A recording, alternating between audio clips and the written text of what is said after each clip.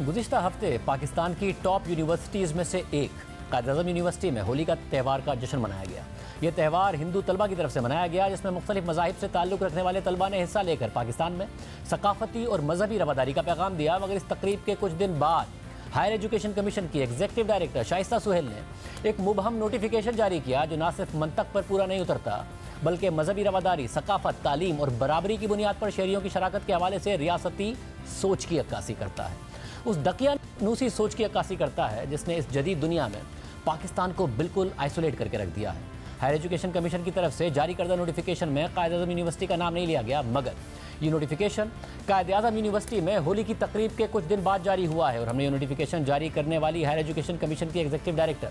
शाइस्ता सुहेल को प्रोग्राम में आने की दावत दी, मगर वो नहीं आई। नोटिफिकेशन के मुताबिक ऐसी सरगर्मियों को देखना अफसोसनाक है जो हमारे समाजी और सकाफती इक़दार से मुकम्मल मुनक़ता होने के और मुल्क की इस्लामी शनाख्त को मिटाने की तस्वीर कशी करती हैं। HEC ने अपने नोटिफिकेशन में मजीद कहा है कि ऐसी ही एक मिसाल जो तशवीश का बाइस बनी, वो हिंदू त्यौहार होली के मौके पर जोशो खरोश के मुजाहरे से मुताल्लिक थी। एक यूनिवर्सिटी के प्लेटफॉर्म से बड़े पैमाने पर रिपोर्ट होने वाले इस वाक़े ने खदशात को जन्म दिया और मुल्क के इमेज को नुकसान पहुँचाया है। नोटिफिकेशन के मुताबिक इस हकीकत से कोई इनकार नहीं कि सकाफती, लिसानी और मजहबी डाइवर्सिटी एक रवादार मुआशरे की तरफ ले जाती है जो तमाम अकायद का एहतराम करती हैं, लेकिन उसे हद के अंदर रहते हुए एक नपे-तुले अंदाज में करना चाहिए और तालिब इल्मों को उन खुद गर्जाना मफादात से मुताल्लिक आगाह करने की ज़रूरत है जो उन्हें अपने मज़मूम मकासद के लिए इस्तेमाल करते हैं। नोटिफिकेशन के मुताबिक इसलिए तमाम आला तालीमी इदारों को यह एडवाइस किया जाता है कि वो खुद को ऐसी सरगर्मियों से दूर रखें जो मुल्क की शनाख्त और समाजी अक़दार से मुताबिकत नहीं रखती। एक तरफ हम ये गिला करते हैं कि दुनिया के मुकाबले में हम तालीम में बहुत पीछे हैं, तो दूसरी तरफ हायर एजुकेशन कमीशन जो तालीमी इदारों को रेगुलेट करता है, वो जाली रिसर्च पेपर्स को रोकने के बजाय, जाली PhD होल्डर्स की रोकथाम के बजाय, तालीमी मयारात को ऊपर लेकर जाने के बजाय मुल्क की शनाख्त के नाम पर पाबंदियाँ लगाने में मसरूफ़ है। अब हायर एजुकेशन कमीशन के मुताबिक जिस तरीके से इस्लामाबाद की यूनिवर्सिटी में होली मनाई गई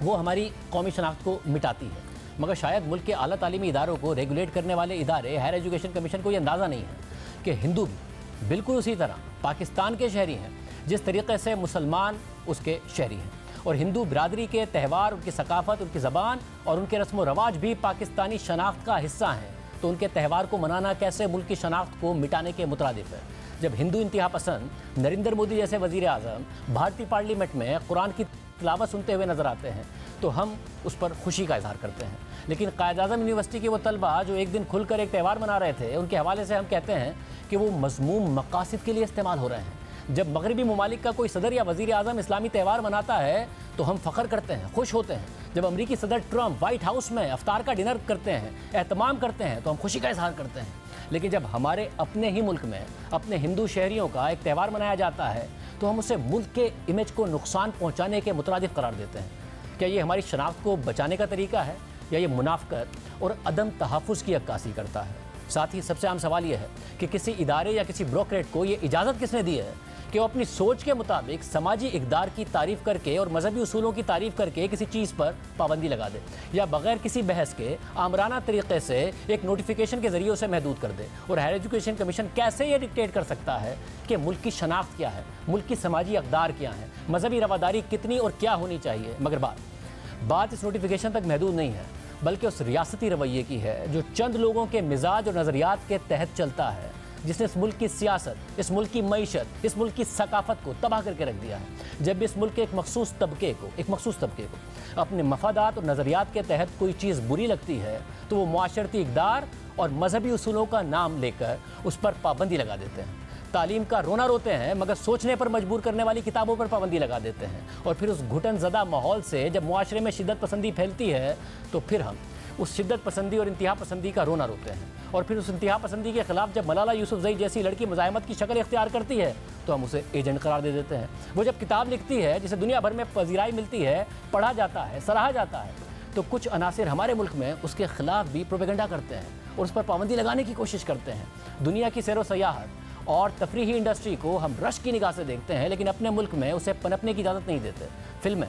जो मुख्तलिफ मौज़ूआत पर बनती हैं, मुआशरे की अक्कासी करती हैं, उन पर भी हम मुआशरती इक़दार और मजहबी उसूलों के नाम पर पाबंदी लगा देते हैं। जॉयलैंड, ज़िंदगी तमाशा और मालिक जैसी मुतादिद ऐसी फिल्में हैं जिन पर हमने अपने खुद साख्ता मुआशरती इक़दार के नाम पर पाबंदियाँ लगाई, और फिर हम ये रोना भी रोते हैं कि हमारी फिल्म इंडस्ट्री दुनिया के मुकाबले में इतना पीछे क्यों रह गई है। इसी तरह सूबा पंजाब की सकाफत में बसंत का त्यौहार, जिसे दहाइयों से ज़ोरदार मौसीकी के साथ वहाँ के लोग जोशो खरोश से मनाते थे, लेकिन जब पतंग के मांझे की धार तेज़ करने के लिए कुछ ऐसा मवाद इस्तेमाल होना शुरू हुआ जिससे हादसात हुए, तो हमने उस किस्म के मवाद या मांझे पर पाबंदी लगाने के बजाय पतंगबाजी और बसंत के त्यौहार पर ही पाबंदी लगा दी, जिससे ना सिर्फ लोग तफरी से महरूम हो गए बल्कि हज़ारों ख़ानदानों का रोज़गार भी मुतासिर हो गया। पाकिस्तान दुनिया के उन ममालिक में से एक है जहाँ की आबादी तेज़ी से बढ़ रही है। हम आज दुनिया की 5वीं सबसे बड़ी आबादी हैं, यानी आबादी तेज़ी से आगे बढ़ रही है, वसाइल तेज़ी से कम हो रहे हैं, हुकूमतें आती हैं चली जाती हैं, आबादी को कंट्रोल करने का दर्ज देती हैं, लेकिन ग्राउंड पर सूरत हाल ये है कि आबादी को कंट्रोल करने के हवाले से कॉन्ट्रासेप्टिव्स के इश्तिहार पर 2016 से पेमरा ने मुकम्मल पाबंदी लगाई हुई है और पाबंदी का जवाब ये दिया था कि बच्चों के सामने इन प्रोडक्ट्स के आया होने से तशवीश पाई जाती है, यानी कोई मसला हो जो दुरुस्त भी हो सकता है, उसके हल के लिए उस चीज़ को रेगुलेट करने के बजाय हम मुकम्मल पाबंदी